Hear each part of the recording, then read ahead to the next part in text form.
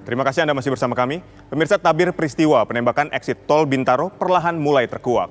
Fakta bahwa pelaku penembakan adalah anggota polisi patroli jalan raya atau PJR mengejutkan banyak pihak. Apa hubungan antara pelaku dan korban? Mengapa hingga kini polisi tak jua kunjung menetapkan pelaku sebagai tersangka?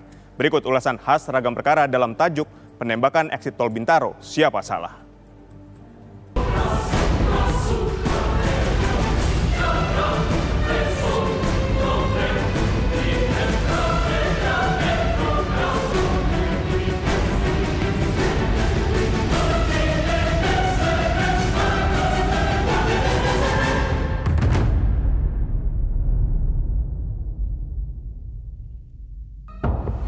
Insiden penembakan di eksit tol Bintaro diduga melibatkan anggota Polantas PJR Ibda OS menuai tanda tanya.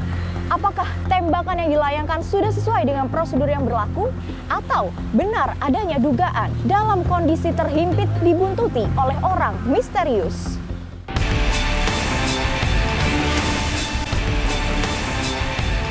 Misteri penembakan di tol lingkar luar Jakarta, tepatnya di pintu keluar Bintaro, Jakarta Selatan pada akhir November lalu, akhirnya terungkap. Mengejutkan, rupanya pelaku penembakan merupakan seorang oknum polisi aktif. Adalah Ibda Oki Septian, seorang polisi lalu lintas yang bertugas di Satuan Unit Patroli Jalan Raya di Telantas Polda Metro Jaya. Ibda Oki Septian menembak 2 orang di depan gedung PJR 4 di kawasan Pesanggerahan, Jakarta Selatan. 1 orang akhirnya meninggal dunia. Kejadian bermula ketika seorang warga bernama Oki Akbar mengaku diikuti 3 mobil tak dikenal saat keluar dari sebuah hotel di kawasan Sentul, Bogor. Oki pun akhirnya menghubungi Ibda Oki Septian dan diarahkan berhenti di depan pos PJR Induk Pondok Pinang. Ucok Ibrahim sempat menghampiri Oki Akbar sebelum diamankan oleh Ibda Oki Septian. Tak lama Ucok pun dilepaskan oleh Ibda Oki Septian sambil memberikan tembakan peringatan. Saat hendak mengamankan mobil Daihatsu Ayla, mobil tersebut melaju ke arah Ibda Oki Septian dan hampir tertabrak. Secara spontan ia pun melepaskan tembakan ke arah kaca penumpang kiri dan badan belakang mobil. Akibat dari tembakan itu, 2 orang mengalami luka. Terkait dengan motif, ini masih dalam pendalaman ya. Saat ini Ibda OS ini sedang menjalani pemeriksaan secara intensif tentunya dengan melibatkan penyidik dari Direktorat Kriminal Umum Polda Metro Jaya dan juga dari bidang Propam Polda Metro Jaya. Hal ini tentunya kaitannya dengan Ibda OS sebagai anggota Polri sehingga Propam dilibatkan. Kaitan ini juga akan kita kembangkan. Kenapa sampai terjadi insiden penembakan tentunya ya. Meski sudah terungkap siapa pelaku penembakan, hingga kini polisi belum menetapkan Ibda Oki Septian sebagai tersangka. Apa sebenarnya yang menjadi kendala? Mungkinkah 2 alat bukti yang memberatkan pelaku belum terpenuhi? Penetapan tersangka tentunya harus melalui 2 alat bukti yang sah sesuai dengan pasal 184 KUHP. Tentunya di sini penyidik harus menemukan 2 alat bukti tersebut.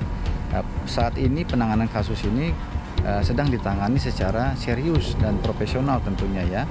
Tentunya dengan mengedepankan juga penegakan hukum yang berkeadilan bagi semua pihak. Apakah Ibda OS maupun kepada korban yang meninggal dunia dan luka.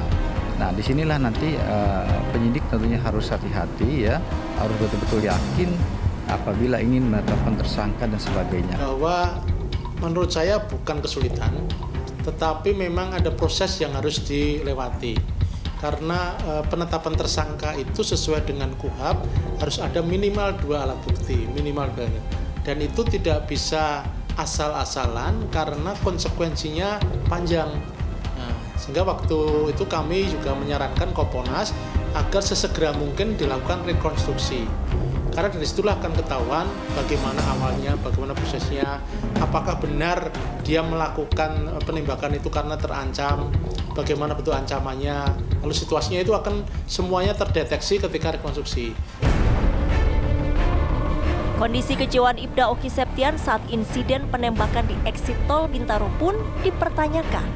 Adakah arogansi aparat yang menghinggapi pelaku saat melepaskan tembakan atau murni sebagai bentuk pembelaan diri saat ada ancaman? Jadi dalam konteks kepolisian, tindakan di luar SOP biasanya ada banyak faktor. Bisa jadi situasi psikologis di tengah malam, mungkin lelah, capek, mungkin ada masalah keluarga, ada masalah dengan rekan kerja, stres, tertekan. Ya, ini yang membuat akhirnya mungkin mereka bertindak di luar prosedur.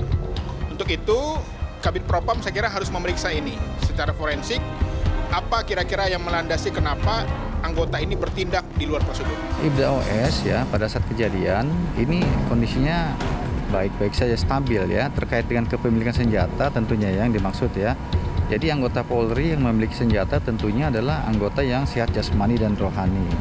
Ya, bahkan sebelum memiliki senjata ini ada proses untuk memilikinya melalui tes psikologi, kemudian melihat daripada karakter kejiwaan, tingkat emosi, dan sebagainya. Publik kini menanti siapa yang paling bertanggung jawab atas insiden penembakan di pintu keluar tol Bintaro. Apalagi peristiwa tersebut telah memakan korban jiwa dan korban luka.